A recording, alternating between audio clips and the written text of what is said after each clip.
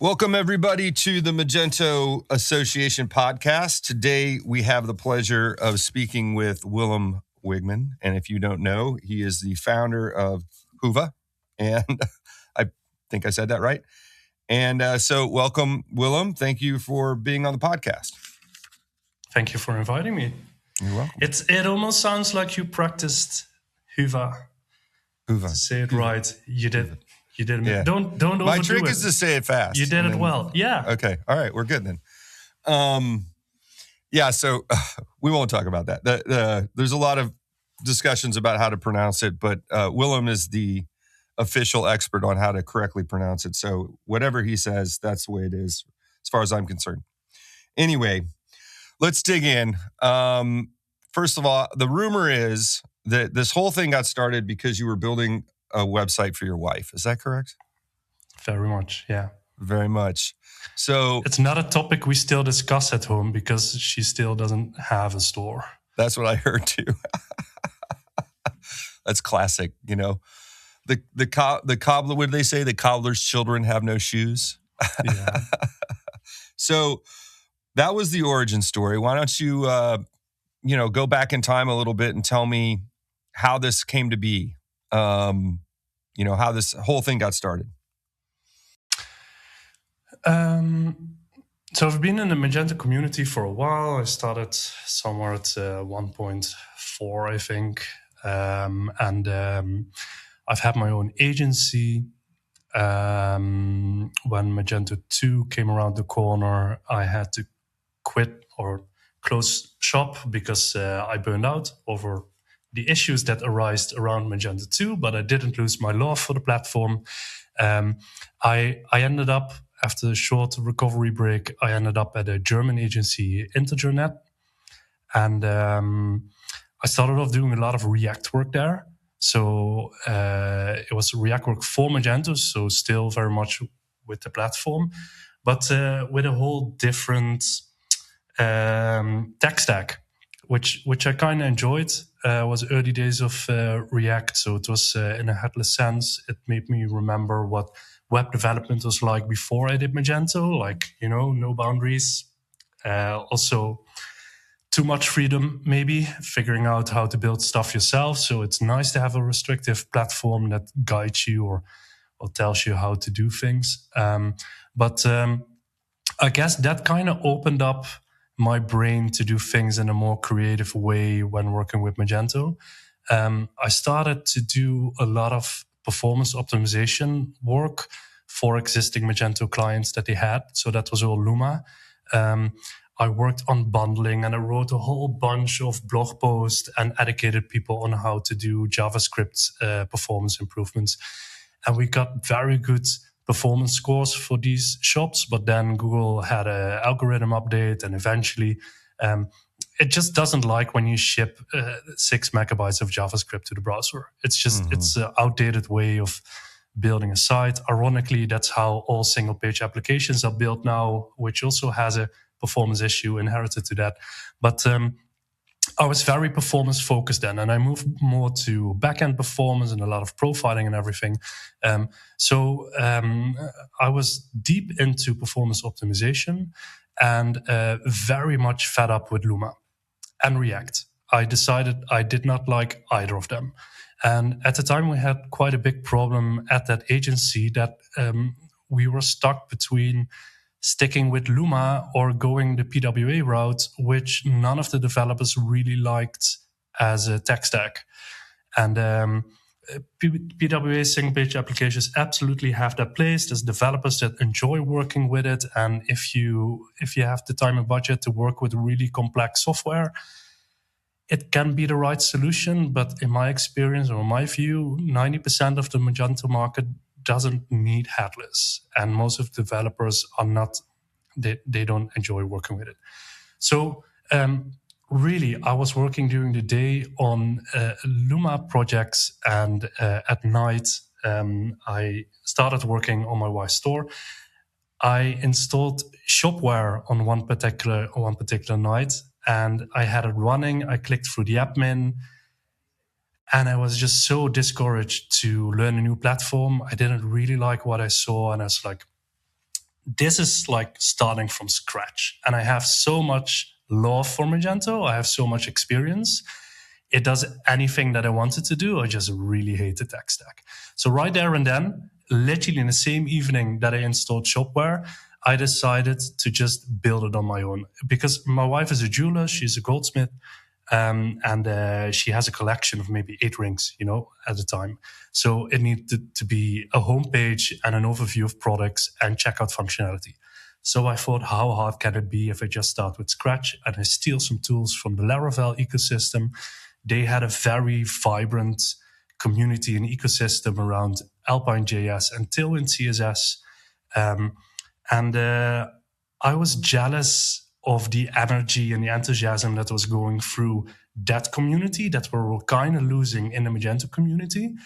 So I basically wanted to have the Laravel experience working with Magento. And like within a day, I had a homepage that looked decent enough and scored 100 points at page speed without any optimizations added yet. And within a week, I had a prototype that I showed to a colleague at Internet, and we both got enthusiastic. He said, "Keep me in the loop. Like I'm interested where this is going." And I had as much fun working on Magento stuff as I had ever had. Like it was peak development. One thing led to another. I think I was 1 month in when I gave a proper demo to colleagues, and we decided to test it for an actual project. We scoped 3 months of front-end development time. We built the project in 5 weeks. So we immediately cut almost 2 months of development time out of that first project. And within months, more and more projects were moved on to my alpha software, basically. It is very rudimental, no configurable products, no bundle products. A lot of things were missing, but in the basis, it was a boilerplate that allowed us to build stuff really fast. And anyone who joined working on these projects was just really enthusiastic.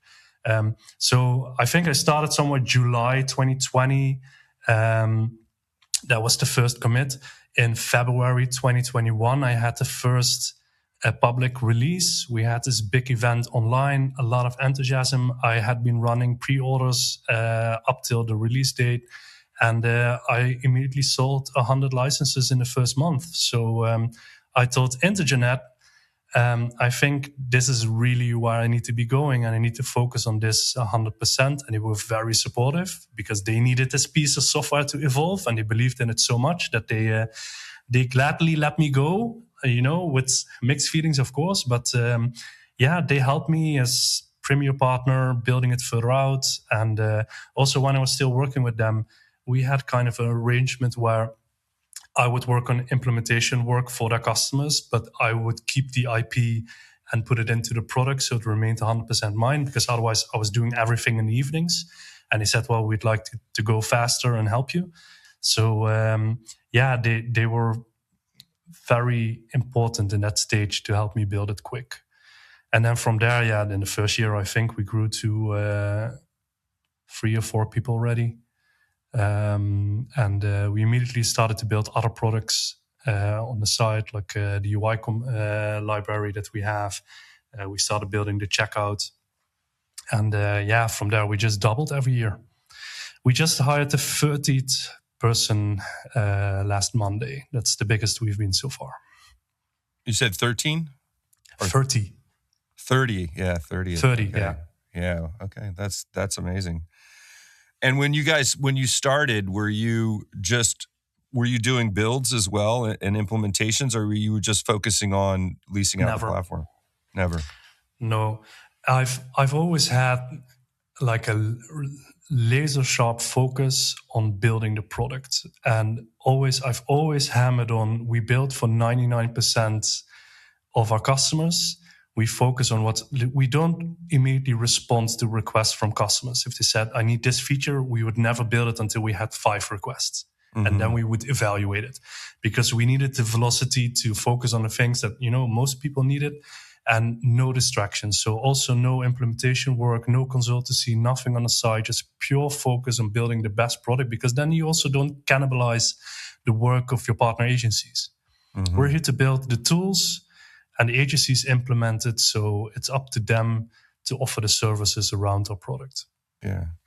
And how was it transitioning from working for an agency to owning an agency, or owning a company? I shouldn't say an agency, owning your own software company. Was that a hard transition for you, or is that something you were comfortable with? I became a freelancer when I was 18, when I was still studying. I freelanced until I was 23, 24. Then I started my own agency. And then I was basically forced to go into employment because I was still going through my burnout when I joined Internet. I was like working at 10% of my brain capacity. It felt like I was very much still recovering. And they were amazing for me at that time because they have a really good company culture. So I basically recovered while I was working there, and I worked there for a little over 3 years, I think, and that's the only time ever I've been employed from my 18 on. So as an entrepreneur, I've seen many different sides. I've worked for different other agencies as a freelancer, and I did quite big work for companies like Vodafone and everything back then. Also animation work, like all random stuff, everything multimedia. And then when I did the first Magento project, I was like, okay, e-commerce just embodies everything I like. It has all the challenges, and I really loved, like, I've worked so long with merchants that now building the software, I have like a pretty good overview of what their needs are and how they operate. And I really loved sitting across the table with merchants and just listening to their challenges and figuring out how we would solve them with or without code, And, yourself, when you have an e-commerce agency, you're a shipping expert and a tax expert and you're a legal advisor and, all of that, stock management, marketing, all of it. And I like that really much. The transition. So this was the first time that I didn't sell hours, so to say. I wasn't a service company, but a product company. And I love everything about that switch. I've always felt like at some point I'm going to invent something and I'm going to make that big. Like I always envisioned having a product company, just never felt like I built the right thing in my agency. Like we built the ERP connectors and those could have been a product, but they were not sexy enough for me. Like I didn't. And with this, I just get to build a company on the terms that I want. And I get to protect my employees the way that I want, to have them not burn out and to be shielded from deadlines, from pressure from customers, responsibilities. Like we create our own rules and we have no deadlines in the company. Yeah. We never communicate when we launch something. Those kind of things are just, that was going to lead to my next question, which was, I think you kind of answered it, but obviously the Magento 2 transition burned you out. Like it was too much, too stressful or whatever. How do you, in the current state, how do you avoid burnout again? It sounds like you've put some parameters around how you work, and that's a whole separate podcast episode, I guess. Mental health. Yeah. So it was a combination of factors when I burned out, and I burned out twice in 1 year, and only realized the first time I burned out when I had my second one later in the year. There was 6 months in between. I was on painkillers like 4 times a day just to get through the day, having migraines all the time, and I just plowed through it because I had responsibilities to customers. Yeah. And one of the issues was that we never grew to a size with my own agency where I could put the responsibilities properly on employees. I was the backbone of the company. My business partner was a graphic designer. He would go home at 5 o'clock while I was battling broken indexes and tax issues and whatever with Magento 2. Yeah. And he was like, I wish I could help you, but there's nothing I can do. So I would be there until 1 o'clock. I just had a baby in that period of time, so you don't sleep a lot. We had 34 Magento customers. 4 of them were on Magento 2, and it was really early Magento 2.0. So major issues there. And I was at maximum capacity before we switched to Magento 2. Mm-hmm. And then all the issues after we launched projects, like customer ringing me up every day that the stock keep was out of sync. Right? Yeah, mm-hmm. I got completely random stock numbers, and I don't know what it is. And it took me months to tackle each of the issues. That was difficult. When I later joined Intergenet, they had at that time I think 8 developers and they had 6 customers, mm-hmm. and I was dealing with 34 on my own. Yeah, that's crazy. And I never let go of the smaller merchants that didn't really have the budget to pay for my hours, and at current time they would be on Shopify instead of Magento, and mm-hmm. Magento 1 was still affordable for small merchants, but there was not enough margin to pay us really. So I would fix a bug in 4 hours, and I would say maybe it's okay if I invoice 1 hour. I was young and I felt responsible for their margins, and they weren't responsible for the bug in Magento, mm-hmm. but then again, I also wasn't, but I was too inexperienced to let go of customers and say goodbye when we outgrew them. There's just too many responsibilities on me. And now, mental health. I feel I probably won't get rid of this the rest of my life. Like you're scarred. The battery that you have is kind of broken. It discharges quicker. You're more sensitive to impulses. Like going to events is really, really taxing. I don't sleep as well as I used to do, especially now that I have another baby 10 years later. It's good that now I have a full team to back me up, and it's good that I've lived through all of that, so that when I built this company, I could put in all the safeguards to make sure that it wouldn't happen to them, and especially wouldn't happen to me again. Mm-hmm. So no overwork when I don't feel like it. Like I don't have a workplace at home. When I was building Hyvä in the beginning, I was so enthusiastic. I was working a lot from home. Like anywhere, even on holiday, I would get up early just to work the 2 hours before my wife and my daughter would wake up. You learn to live with the limitations that you have, and mm-hmm. You recover mostly, but you take it with you. I think I've heard it from plenty of other people that went through it. It's a long-lasting limitation. Yeah, I appreciate you sharing that with us. And to be frank, I've had struggles myself. Owning your own business can be stressful, lonely. Sometimes you don't feel like you've got, necessarily peers that you can talk to honestly. There's always a dynamic that's sometimes not level. There's an asymmetrical. Mm-hmm. So there's only so much you can share with certain people, considering the situation. But I had a father that sought therapy early on when I was young, and he was an example to me that, like, I use the analogy of if you're feeling physically out of shape, you go to the gym. If the gym's not enough, you get a trainer, right? And if the trainer's not right, you get a different trainer.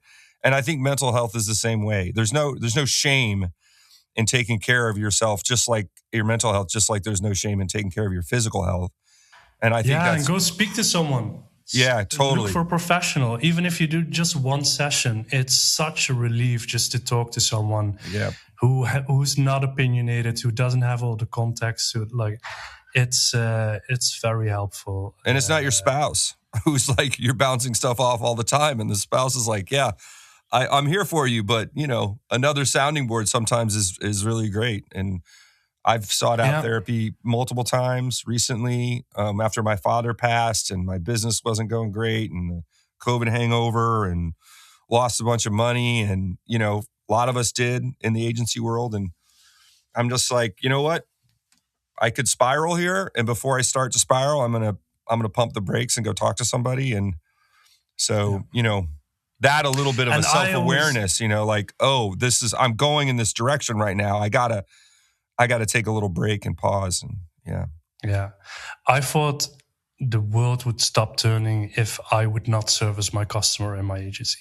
I felt like their business is fully dependent on me, because I was crazy enough. If on Friday evening their stores went down, even if I was in a restaurant, I would put my laptop on the table and say to my wife, sorry, I have to deal with this. Yeah. Or in the middle of the night in my underwear on the kitchen table. I think 2 big learnings, like having a business with a co-owner, that's a marriage. And you need to treat it like one. And if that's not a good relationship, it's a good consideration to walk away from it. So the biggest thing that I've changed in my life is that my default answer to anything challenging is no. Like if I feel that anything asks energy from me, and I need to evaluate whether I have that energy to give, because there's only a certain amount of yeses you can give, right? There's tons of books on this. You can give maybe 1 yes a day. When you feel burned out, that might be all that you can give. And if that first thing goes well, you might consider adding a second yes to it.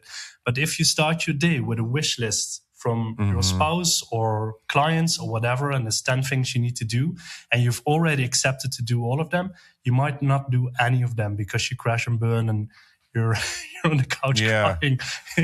And it's not something you really know in your young 20s. Like you kind of have to go through it, I feel like, and then you have to put guardrails around yourself, or at least I do.